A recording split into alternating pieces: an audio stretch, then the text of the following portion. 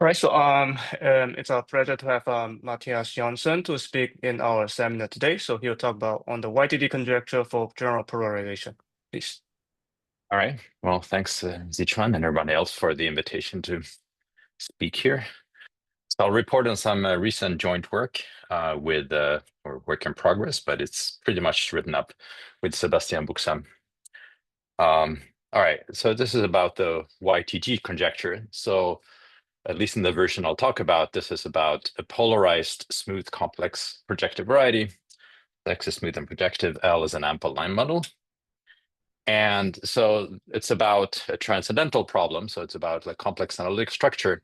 And for simplicity, I'm going to say that X comma L is CSCK if it admits a Taylor metric in the first Chern class of L, which has constant scalar curvature, which is some PD. Well, I'm not going to use actually this PD very much, but anyway, that's how it looks. And yeah. So the question is, do such things exist? And there's a conjecture, which is either the Y conjecture or the YTD conjecture, that this should be true if and only if X satisfies some kind of stability condition of algebro-geometric nature. Okay, so that's vague enough. So I'll be a little bit more precise. And there's been a tremendous amount of work on this when X is Fano, and L is the anticanonical bundle. And then stability really means K polystability, which I will not define right now. But I will not say very much about that. So I really want to focus on the general polarized case instead. And just for the moment, or for much of the talk, I'm going to assume that, just for simplicity, that the automorphism group is finite. So there are no non-trivial vector fields, although later I will comment on the general case as well. All right, so I mean, there are of course a whole bunch of known results, and I'm not going to try to summarize all of them. So there's one paper by myself, Boucksom and Tomoyoku Hisamoto from 2017, after all, saying that if you have such a CSAK metric, then XL is uniformly k-stable. So that's a condition in terms of ample test configurations. I'll say more about what I mean by that. So that builds upon various other things, but let me just state like that. Then there was a more recent result by Chi Li, which I'll refer to this paper quite frequently, which is saying that it's in the opposite direction, that if XL is what he calls uniformly k-stable for models, then such a CSAK metric does exist. Okay.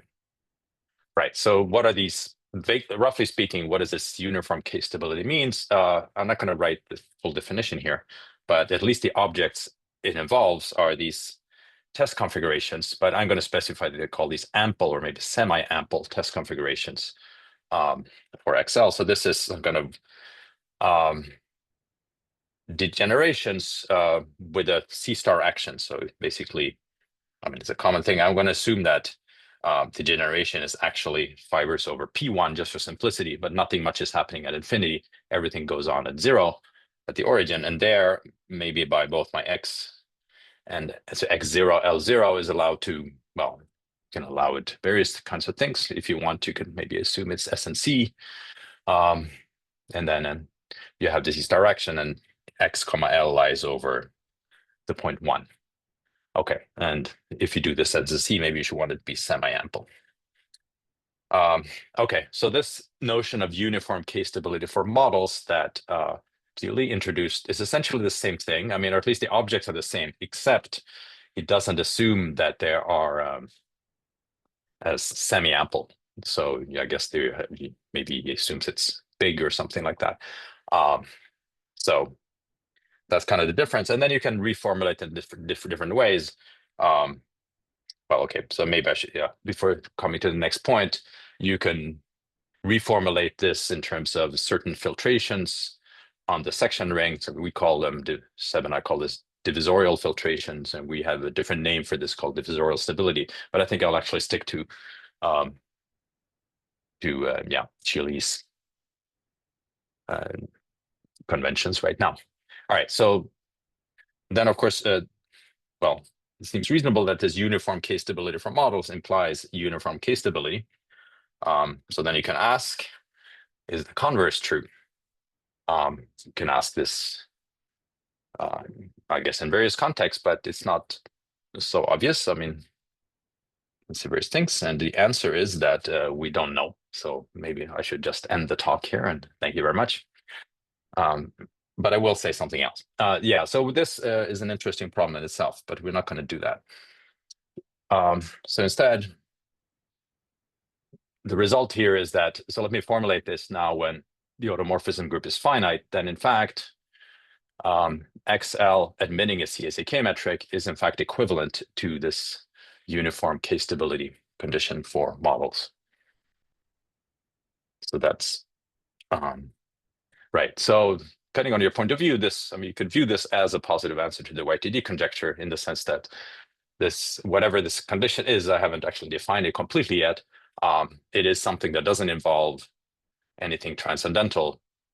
It only involves, in principle, the algebra-geometric structure of X, L.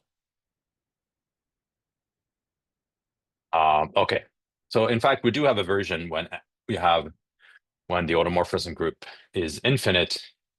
So there is some non-trivial vector fields. And in fact, you could, with a little bit of extra work, actually, a reasonable amount of extra work, you can have a kind of weighted version of this. So there's been a fair amount of work recently on kind of weighted versions of CSAK metrics. So the setting, without going into details, is, well, in any case, you fix a maximal torus in the automorphism group. That comes with a moment polytope in the, I guess, the MR of T. So I guess some R of the dimension of the torus.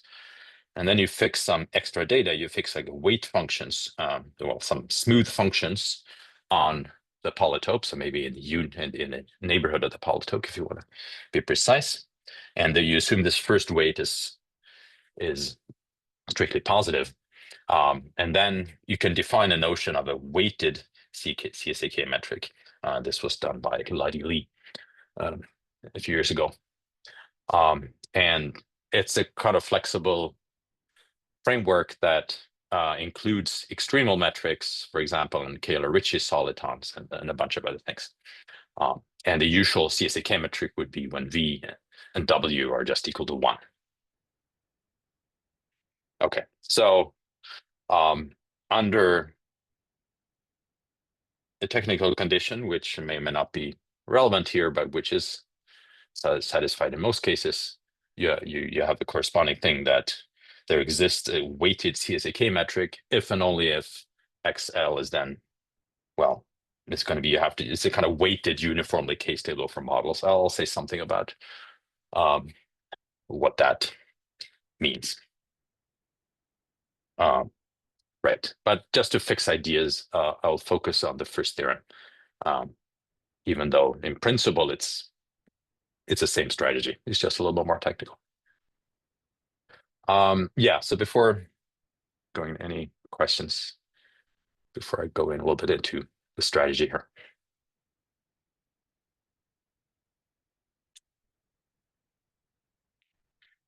Okay, so I'll just have some general comments about like algebraic geometry and maybe not non-algebraic geometry, but non-Archimedean geometry. So just philosophically, like algebra-geometric conditions, they should really only involve X and L as an algebraic variety. So particularly not talk about analytic functions, and specifically not you don't want to really involve the standard absolute value on the complex numbers. But on the other hand, the complex numbers always, it does come, like any field comes with the trivial absolute value. It doesn't really add any extra data to that.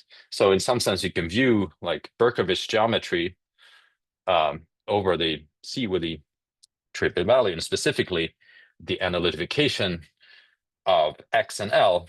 So I'm going to write this as X, NA, L, NA with respect to that trivial absolute value. I mean, that's kind of one incarnation of non-Archimedean geometry. So in some sense that's kind of the framework where a lot of things are natural to work in, for at least from our point of view. But in some sense, it is in algebraic geometry. In fact, the tools used for studying this tend to come from algebraic geometry. Right. So I'll just say something about these objects, even though they have certainly been introduced earlier. So this X and A, so that's a compact Hausdorff space. So X is projective here. And it has some kind of various natural subspaces. So first there's X val, they're going to be valuations on the function field of X. And then you have these divisorial valuations. So maybe I should write. So these would be if I have, say, some birational model of X, and then you have inside Y, you have a prime divisor, so E is a prime divisor of X, and then a divisorial valuation would be something like a constant, maybe a rational constant times the order of vanishing of E, right? So those are nice valuations with the values in the rational numbers. So there's actually one, I'm not directly going to use this, but as one can have a kind of interesting, cute description of the Berkovich analytification. So if you, usually the way you do it is if X is actually affine, you write X and A as a set of semi-valuations, blah, blah, blah, on the coordinate ring, and then you glue things together. But you can do it kind of more directly like this. If you look at kind of this coherent ideal sheaves of X, they form a semi-ring undertaking both additions of ideals and multiplication of ideals. And then you could look at just a homomorphism of semi-rings. The interval from 0 to plus infinity, this version or a subring of the tropical semi-ring. So there you have it. Yeah, there you have operations which are max and plus. And if you just look at homomorphisms like this, then that's exactly the Berkovich analytification. And it gives you the right topology as well. And in fact, the valuations are then those for which the value of an ideal is finite unless I is the zero ideal. Okay, and then so test configurations. So these are the objects that we'll look at. They induce, whether they're ample or not, they induce some kind of metrics in this kind of Berkovich point of view of the analytification of L, so L and A. So maybe I'll just call them a kind of non-Archimedean metrics, slightly imprecisely. Okay, so that's just some general comments. Okay, so I'm going to give kind of an overview or a proof. So there are various steps, and a bunch of them are actually not new. They're not that old, but some of them have been around, and not all of them are due to us. I definitely want to emphasize that. There's some crucial steps which we had nothing to do with. Okay, so basically the first thing, right, so this CSAK matrix, that's some PDE of order 4, maybe, or possibly order 2, depending on how you view things. So instead of directly solving that, there is one way, there's a kind of a criterion for the existence of such a thing. It's a coercivity criterion. And this, there's a whole bunch of people involved in this, but the main players here I would have to are Chen and Cheng, and they basically show that there is a Mabuchi functional on the space of scalar metrics, or maybe some slightly bigger space, and I'll be slightly more precise that somehow the behavior is the coercivity of that functional on the space is equivalent to the existence of such a CSAK metric. So from then on, you don't really care about, you don't study the PDE per se. You kind of just outsource that to this Mabuchi functional, the properties of that. And then the second part, so this is the study of geodesic rays. That doesn't start with Berman, Boucksom, and myself, but the idea of using geodesic rays goes back further. There's Fong and Sturm and many other people. But what we did prove in this case, this was written in the This was written in the Fano case, but the idea goes through here too. This particular thing that to prove this coercivity, it's in fact suffices to prove coercivity along some geodesic rays inside the space of scalar metric or more metrics of finite energy. Again, I'll come back to this. Then what we did in the same paper, we introduced a class of special geodesic rays that we called maximal geodesic rays. And these are the ones that actually come from some kind of non-Archimedean metrics in a particular way.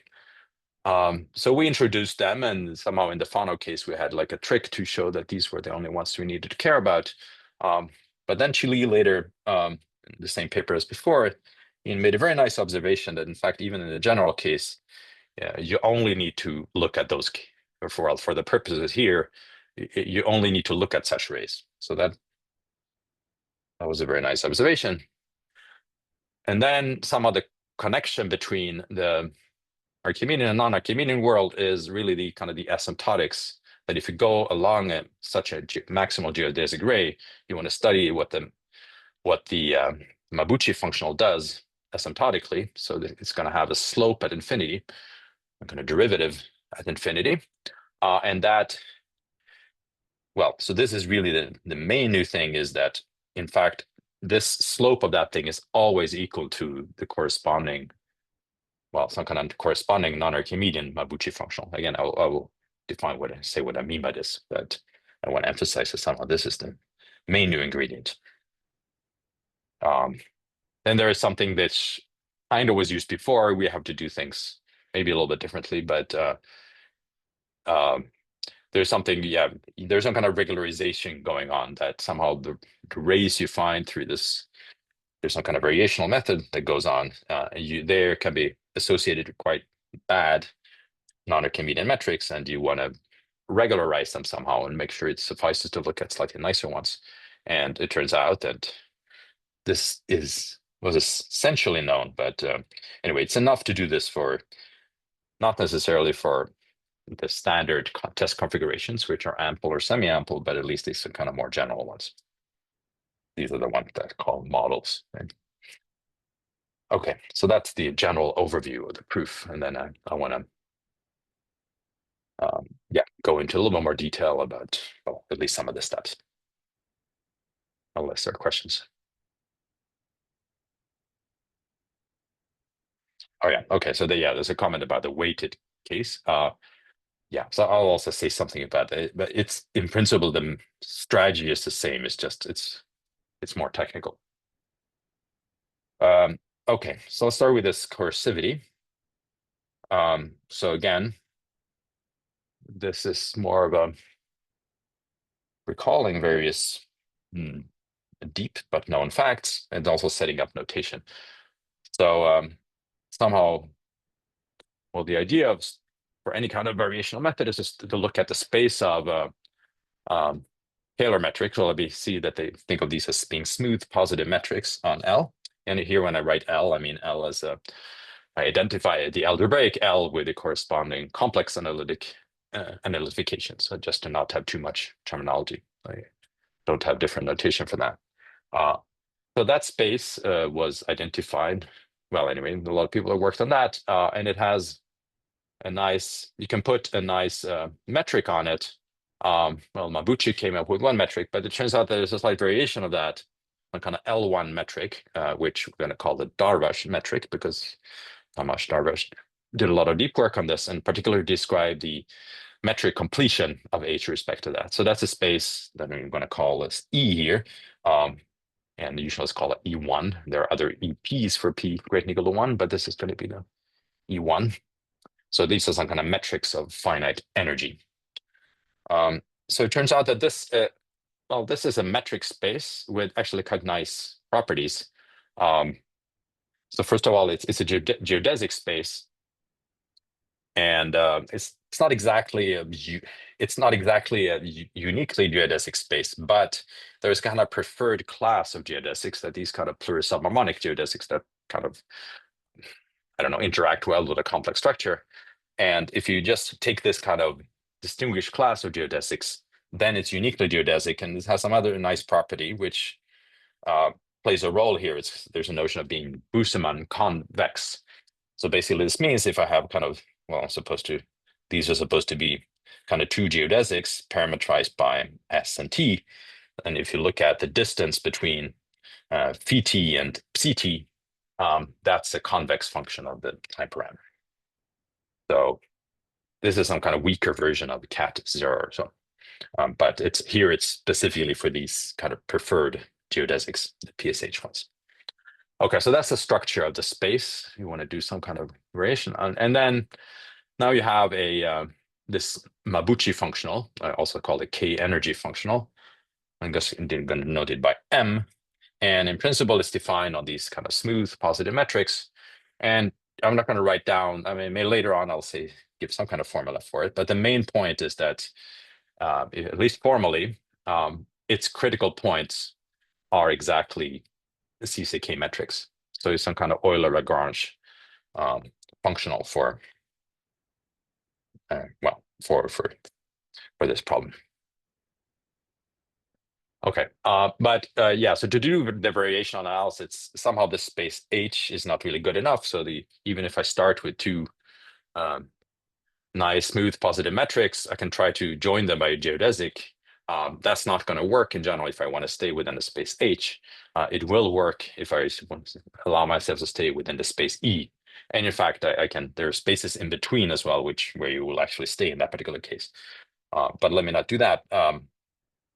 So there is a nice result. Yeah, so this is actually the same paper by Berman, Darvish, and Liu, that this Mabuchi functional extends to the space E, and it's not completely trivial, but yeah, it does.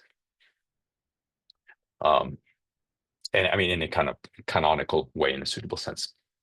All right, so then this celebrated result by Chen and Cheng is that, well, I mean, it's part of what they do, I should say, is that they have this equivalence that XL is CSAK if and only if M is coercive on E. So coercivity means, on this space, as a metric space, you fix some reference point. It could be just anything, any smooth positive metric, and you measure the distance to that point.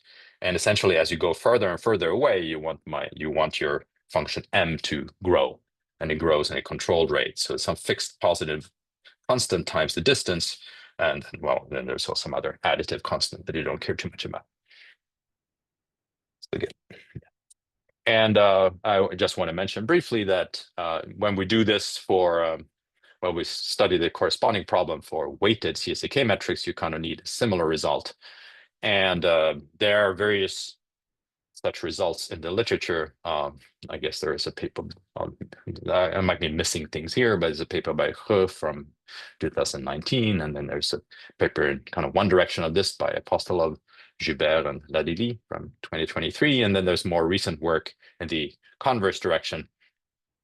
I mean, by two groups of people. There is Dinetza, Joubert, and Ladili, and also Han and Liu.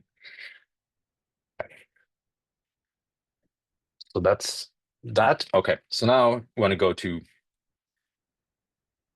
yeah, geodesic rays. So because this space is geodesic, you can look at geodesic rays. So these are parametrized by non-negative real numbers. So they're geodesic rays inside E, and they start at a fixed point. So if you just look at the space of such things, I mean, it's kind of a fairly general setup. I'm not using too many things about this specific set E. But first of all, there's a kind of a canonical point, which is just a constant ray. That's not a very interesting geodesic ray, but it exists there. And that's as a particular point. And then there's a metric on some kind of metric on rays, which essentially, because of this Boucksom convexity, and maybe there's unboundedness thing as well, which I didn't really write down, is that kind of it's the distance you want to think of. There's some kind of weak hyperbolicity. So the distance of phi t and ct is a convex function. And in fact, it's of linear growth. It doesn't really blow up too fast. So you can look at asymptotically the distance between phi t and ct, and divide by t, and that limit exists. And it's positive unless the phi t and ct are the same. So the space of rays is kind of a nice space. Right. So then the Mabuchi functional, this is probably maybe used even before, in fact, but there's a deep result by Berman Bernson and then followed up by Berman, Darvish, and Liu, that this Mabuchi functional is actually convex along these geodesics, particularly along these geodesic rays. So because of that, you can define some kind of Mabuchi functional on rays, so asymptotically. So when I plug in a ray, I just look at kind of the slope at infinity. So you're looking at m of phi t and divide by t, or if you want the derivative at infinity of m of phi t. Right. And a priori, right, I should say that, a priori here, m, even on a given ray, m could just be constant to equal to plus infinity, which I guess in that case you say that the derivative is plus infinity, or nothing prevents the Mabuchi functional to be actually finite along the ray, but have an infinite derivative at infinity, but it's not going to cause any problems. Okay, so now the second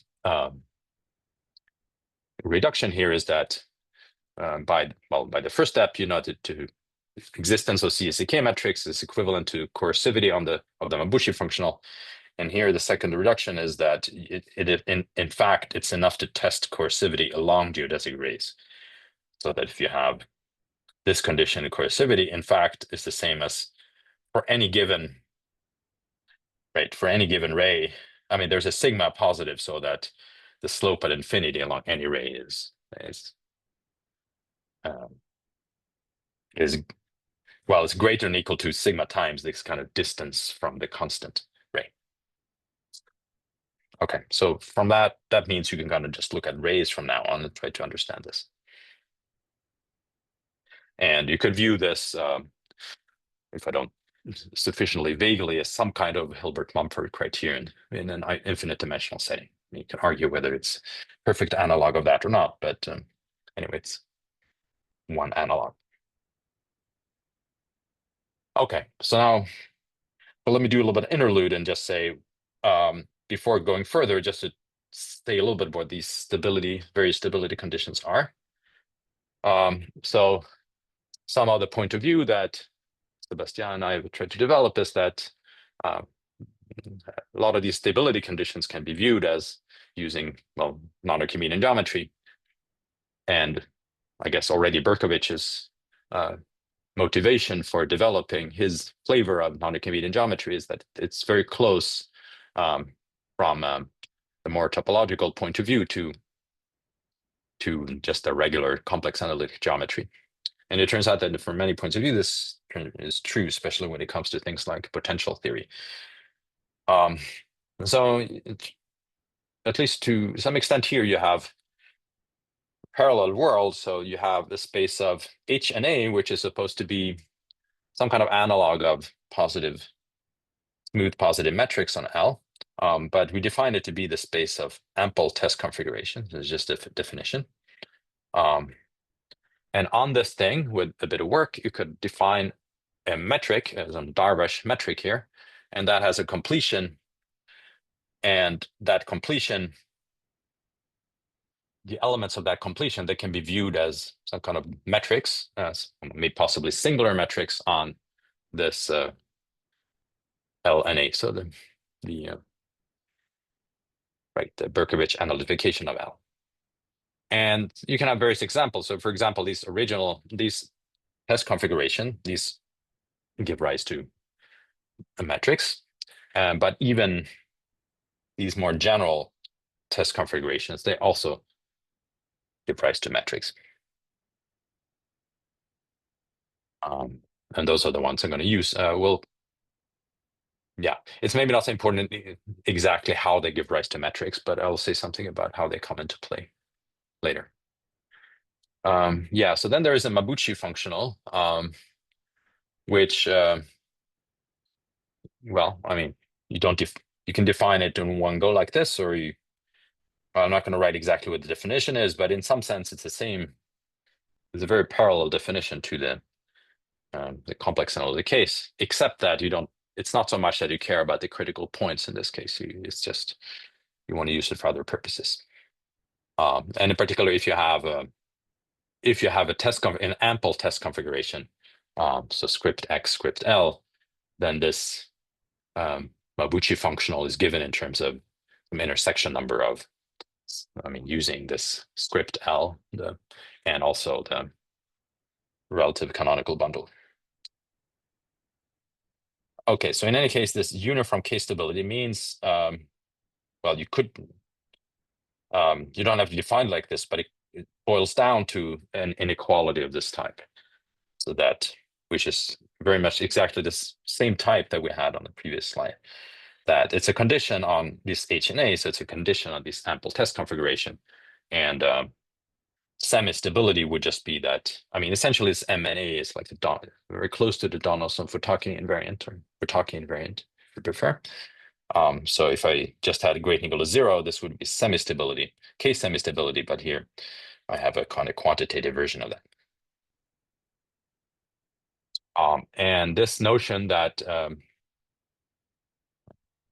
the terminology at Chile was using uniform K-stability for models means, well, the same inequality, but on a bigger space. Because in fact, well, so maybe the ENA, so it's a bigger space, the space of these kind of models within quotes, so this general test configuration, it's a subset, but because of a suitable regularization result, it turns out that it suffices to check this last condition on the space of general test configurations.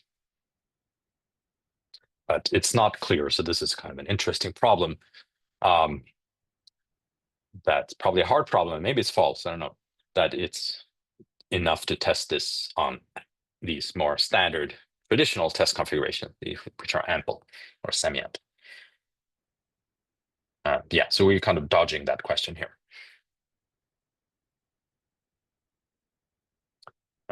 Yeah, any questions?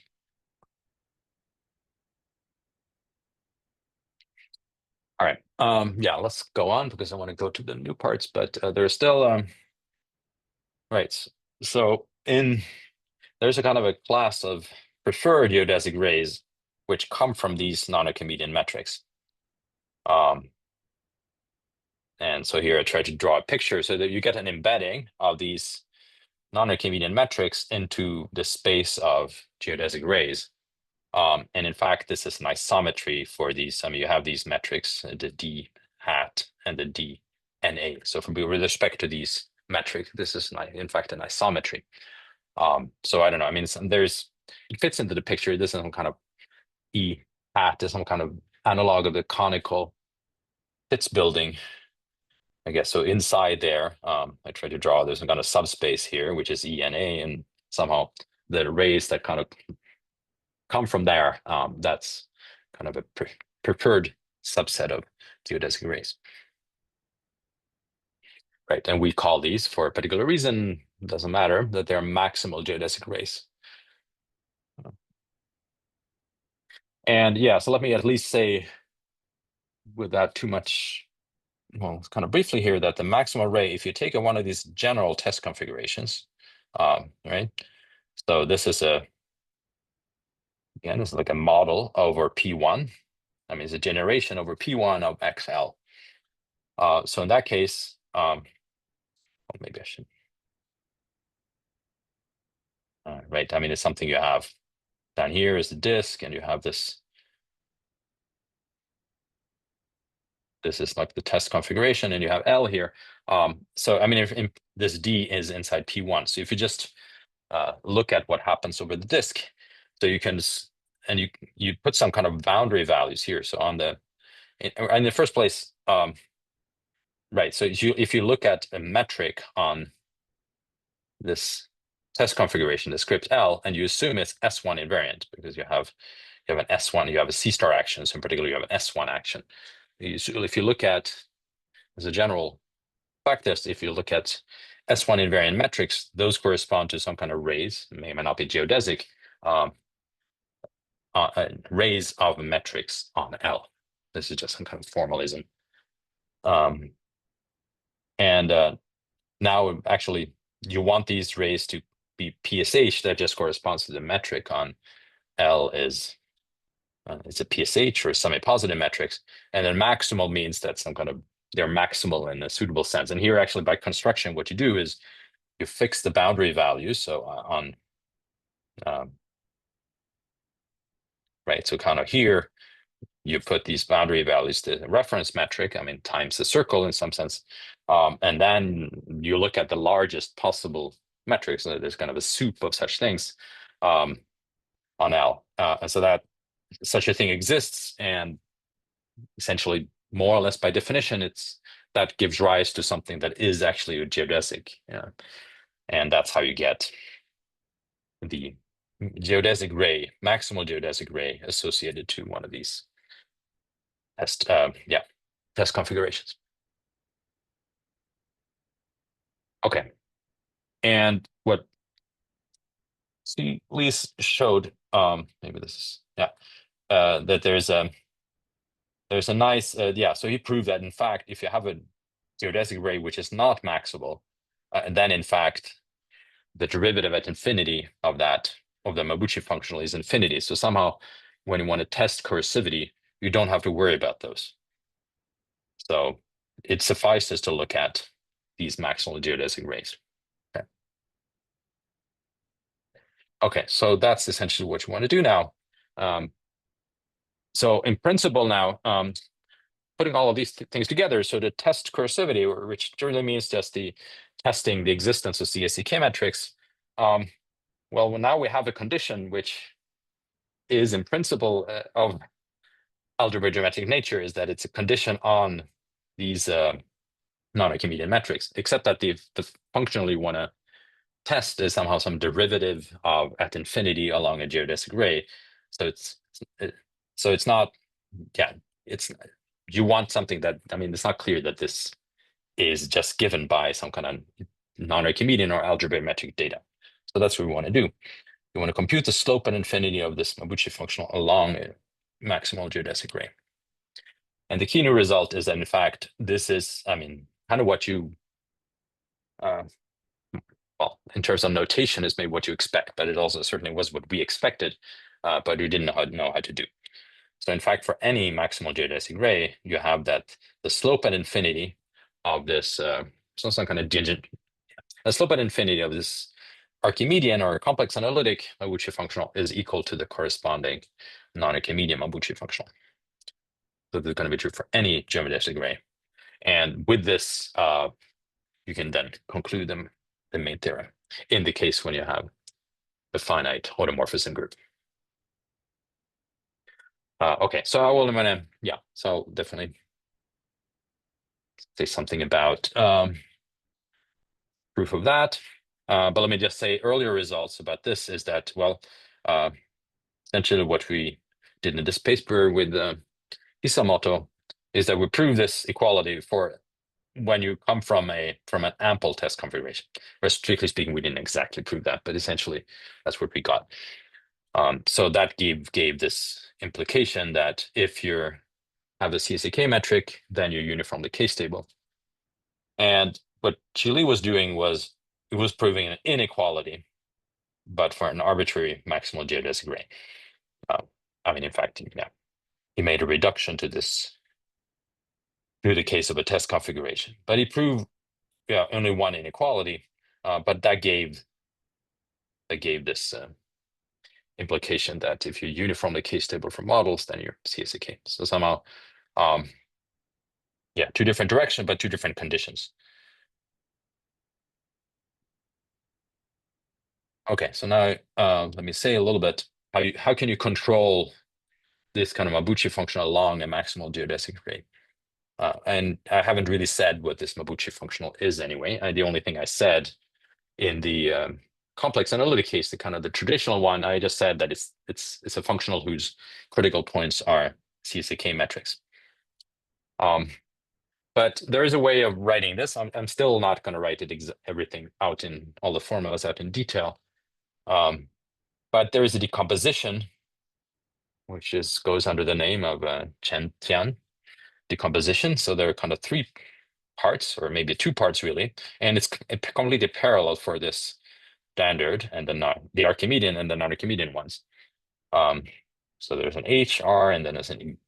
And regardless, so the point is these ER and E's are some kind of energy terms. I mean, E is what we call the Monge-Ampere energy, and R is some kind of Ricci energy. And for various reasons, these are easier to control. So actually, along those already known that along any arbitrary maximal geodesic ray, you kind of have the right asymptotics for those guys. So really the problem is this entropy term. So here, right, I mean, entropy can mean various things here, but here it's, right. So you have a similar formula. So this is the entropy and the Archimedean, the complex analytic case. You take a metric, it has a Monge-Ampere measure, so that's a kind of a smooth positive measure. Or you can make it maybe make it probability measure actually, put a smooth probability measure on X, and then you compare that to the some reference measure, and you look at the Radon-Nikodym derivative. You take the logarithm of that, and then you integrate with respect to this.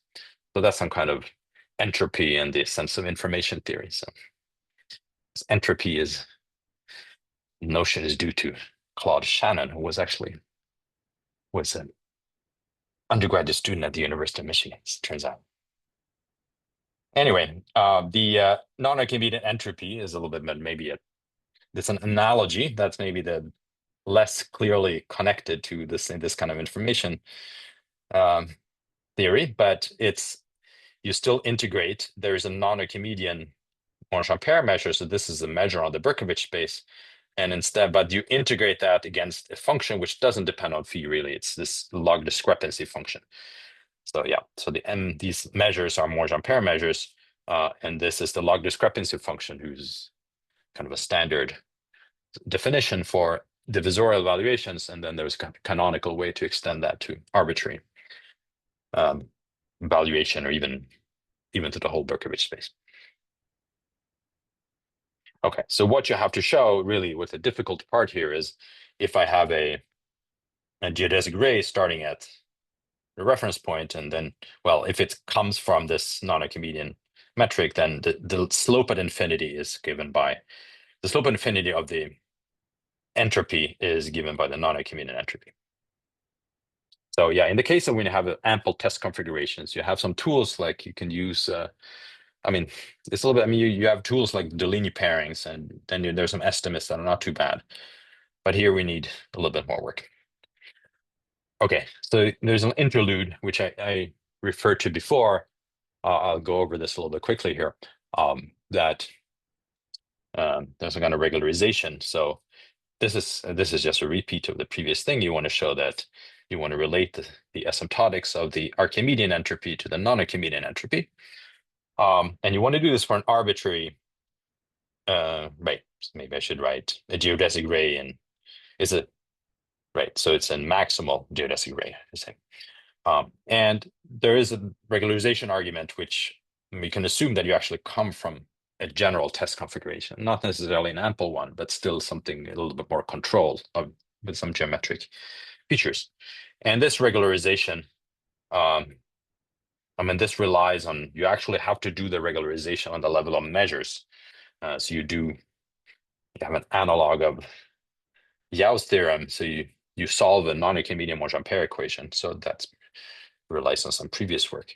But let me, instead of saying that, let me say actually for if phi comes from one of these test configurations, and not necessarily ample, it could be, then you could actually write formulas here, which I think has maybe some more clear algebra-geometric content.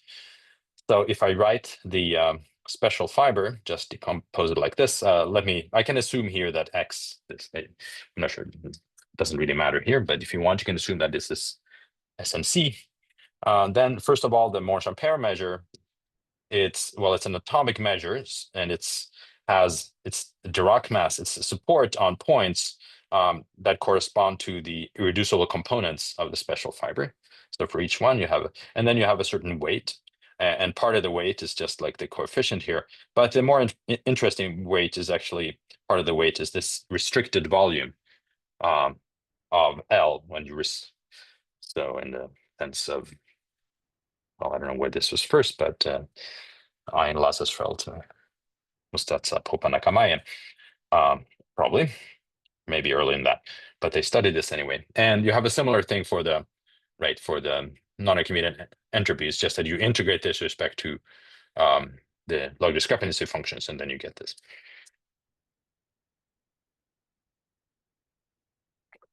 Okay, so now let's try to see what's going on in this particular case, right? So what is really happening here? And so, yeah, I'm not going to do the proof in any kind of detail here, but just to say a couple of ingredients that are there. So this situation is you have a test configuration, and it's not necessarily ample in the sense of it's not necessarily relatively ample.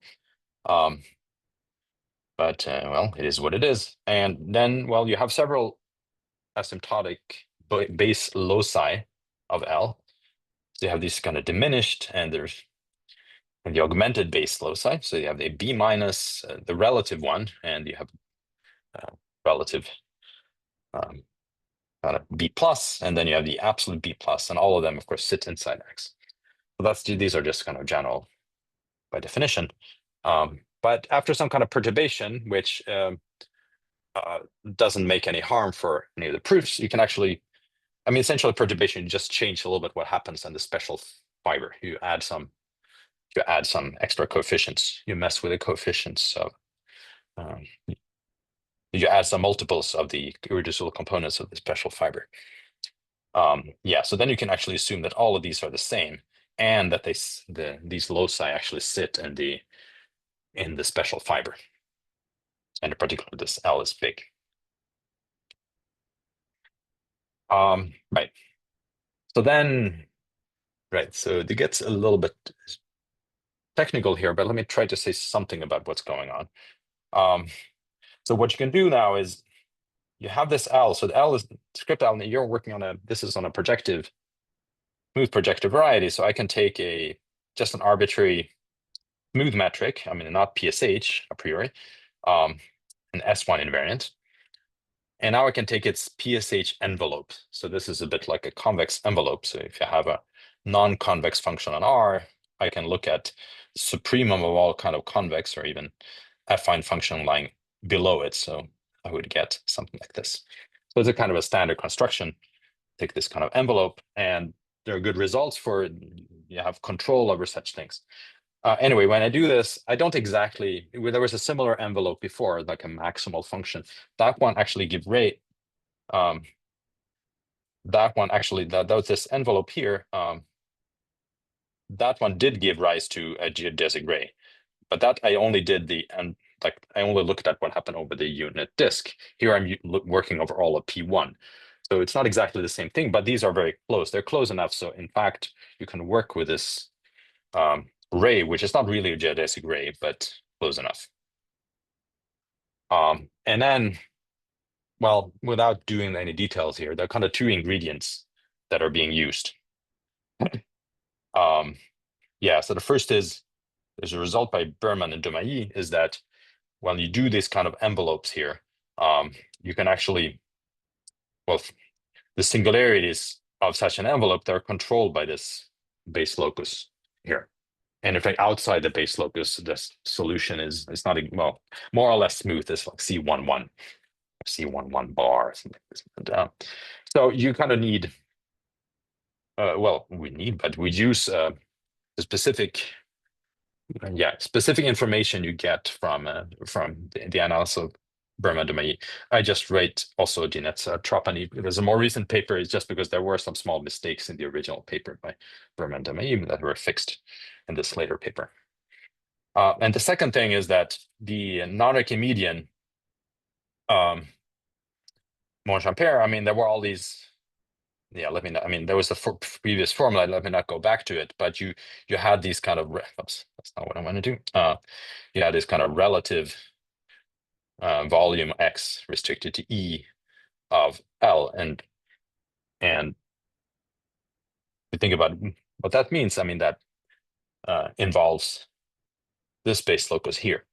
So somehow, if you put all these things together, that's what's at the end of the day gives you the control of the entropy here. I don't think I want to say more about that because I mean I would need to. There are various reductions, and yeah, it just gets a little bit technical, but these are at least some of the new ingredients. Okay. Yeah, so let me say something about the weighted version, or I mean, even if you don't care about the weighted version, I think it is there's a good justification to study the case when there are vector fields, at least. So in that case, I mean, the strategy is it's not so surprising in some sense. You pick a maximal torus, a maximal complex torus of the automorphism group, and you do that, you have like a max compact torus, just thinking about the complex analytic setting. So like S1 to the n. And instead, you have to modify the approach a little bit. So instead of the space you're working on, you're looking at torus invariant metrics. I mean, the compact torus invariant metrics, and this, but then you have action of the complex torus. So in fact, the coercivity that was in here, this now means it's still coercivity on the same space, but you're looking at instead the quotient metric of E when you had looking at the action of T. And it's going to be completely similar in the on the non-Archimedean side. There you have metrics which are invariant, well, under the complex point. So I mean, you could argue that this is the analog of this TC in some sense. But they're also like when you have this kind of non-Archimedean action, you have these points, but then you have also like this the skeleton of this torus, which turns out to be the space NR of T, that actually acts on ENA as well. The copy of R to the rank of the torus, and the coercivity, again, that means it's respect to the quotient metric on this thing. Right. So then it works essentially the same way. I mean, you have to do a little more work. In the when you actually have the weighted case, it's just that not all the prelims. I mean, you have to develop a bunch of things, and you have to do a little more carefully.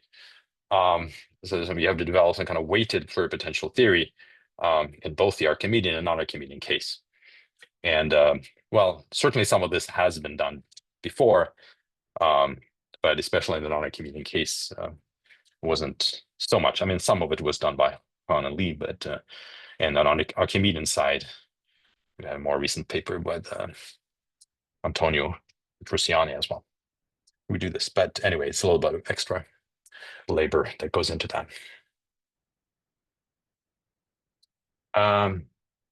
Okay, so we'll just finish by some general comments. So, I mean, in the Fano case, which I haven't really, I mean, of course, where all of these things are known.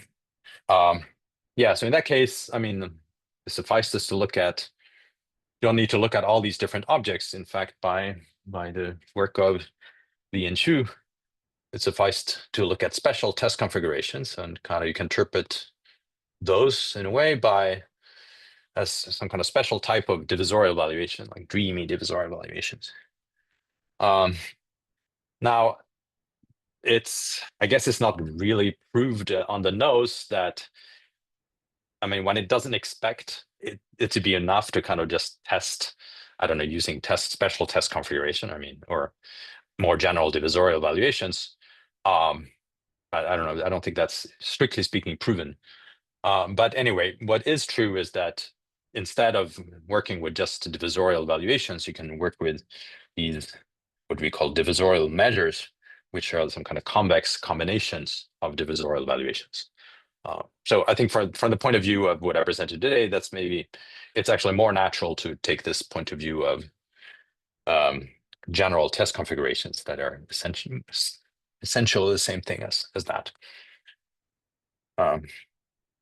Okay, and as I said, it's still an interesting question whether uniform case stability is equivalent to this stronger notion. A priori, I mean, I guess this is a question which you can ask even if you don't, if you're not over C, for example, right? Are these different stability notions the same?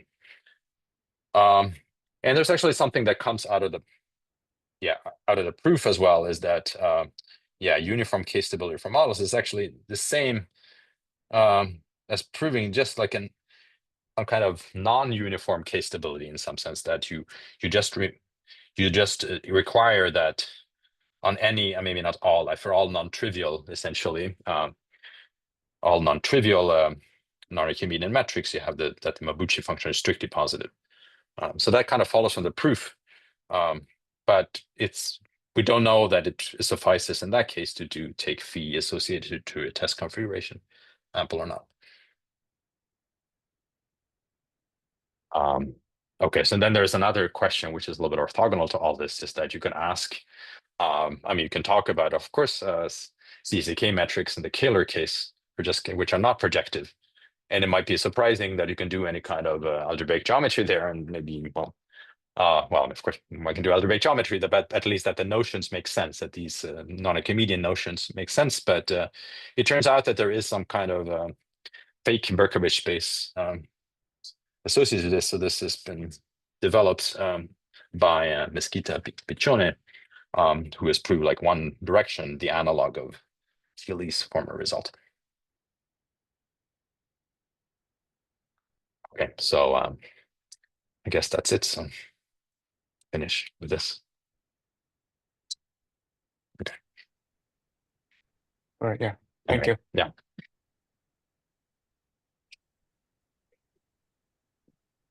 Are there any questions? Oh, but were there a question in the chat? No, Oh, I okay. was just trying to. Oh, that was old. Okay, sorry. Yeah. Yeah, no, so Yeah. So maybe I'll start with some questions. So Yeah. okay, so first of all, I'm wondering, so how much role does smoothness play in this context? So if you drop the smoothness of the total space, That's a good question. Some of the work we do is on the analytic side. So from what I don't think right. So already in the first step, right, which is not really what we are doing, is the equivalence of. right. So I guess Chern uses some smoothness. Yeah. So right. Chern definitely that's smooth, and there are some. There are some versions in the singular case right now, but not quite generally. There's some work by Truciani and co-authors. At least in certain singular cases, you could, when you have a nice enough desingularization, you can use from cursivity, you can get this singular CCK metric, and then you can argue exactly what the meaning of that is. But right, and what we do, yeah, I guess we also use this Berman-Demailly, which I don't think has been done in a singular case. Not sure. Of course. Yeah, to be honest, we didn't think too much about it, so I don't really know. Maybe one could work on a desingularization in that particular case. I don't actually know, because it works with big line bundles, but I'm not sure. Yeah. So my other question is, in the case when the automorphism group is infinite, so I guess in your definition of this stability notion, do you have to assume, for instance, the automorphism group is reductive from the beginning, or No, somehow I you don't can think see it that's. from the definition? I don't think we actually use that. I hope it's not.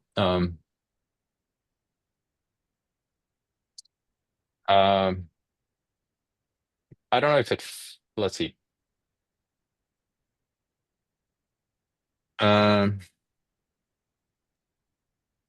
Yeah, I was going to say we don't actually use that. We pick a maximal torus. Anyway, that part of the proof we just rely on Sen Cheng in any case. So for instance, my question is, so if your maximal torus is let's say trivial, but there is some the GA in the there's some automorphism GA. group. Yeah. Yeah, that's a good question.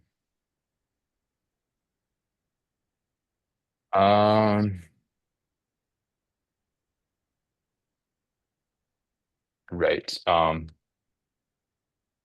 Yeah. Let me see.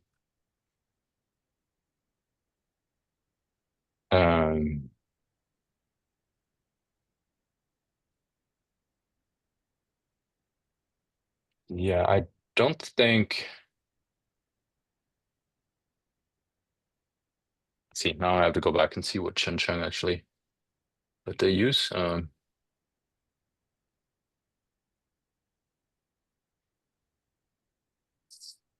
Okay, it's a good question. I should not I might need to think about that a little bit. Yeah, sure. Sorry, I thought the weighted CSCK version, when they defined it, they actually assumed that the automorphism is reductive or something, or they take the maximal torus inside the reduced part. Yes. So I mean that's but right.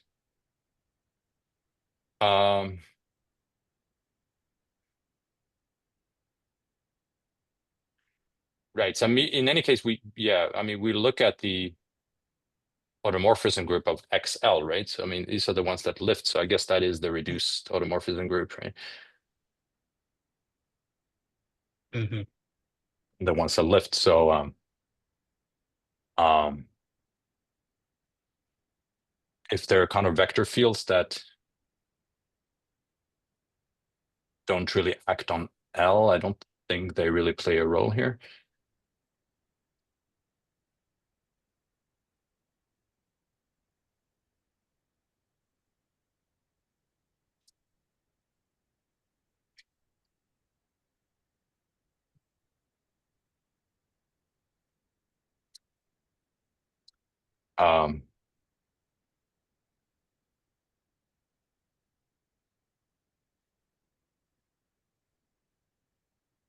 Yeah, I think okay, I should double check this, but Okay,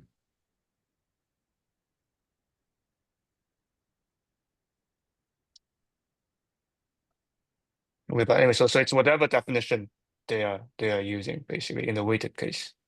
That's what you said. well, I mean, weighted or not, right? I mean, I think Mhm. I guess that's relevant. I don't think it's about the weighted case. It's I mean, it's already what happens in Chern and Chern, right?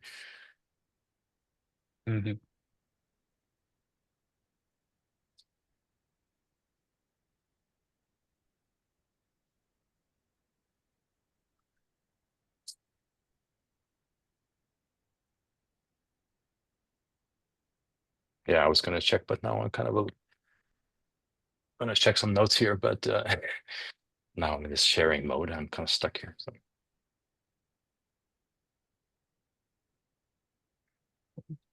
Oh, and by the way, so can you also send us the slides afterwards so Yeah, that of we course, can? yeah. Yeah, Yeah, of thank course. you. Yeah, I'll do that. Yeah. Are there other questions? Sorry, can I ask, how do you get the log discrepancy part of the entropy in this limit slope calculation? How that shows up? Yeah. For the entropy?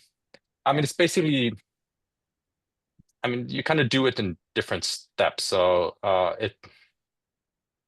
it's similar to what we did with Hisamoto already. So you kind of split the entropy into two parts. I mean, this becomes a little technical, but instead of using the reference measure, which is just fixed, you have this test configuration and you pick like a reference metric, which comes from a metric on the relative canonical bundle. So that is a little bit singular, and that already will give you the log discrepancy. And then you have to show that the error you somehow make, well, now when you compare, right, the entropy with respect to this kind of varying measure, then you actually, yeah, you get something it's not zero, but it's, yeah, negligible in the limit. I see. Thanks. So it's more that, yeah, so that already was kind of known before, but it's more like the delicate part is to make sure that you don't get any extra contribution or something.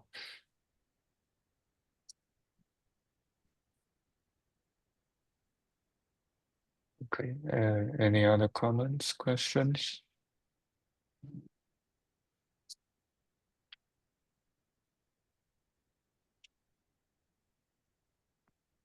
All right. If not, let's thank Mattias again.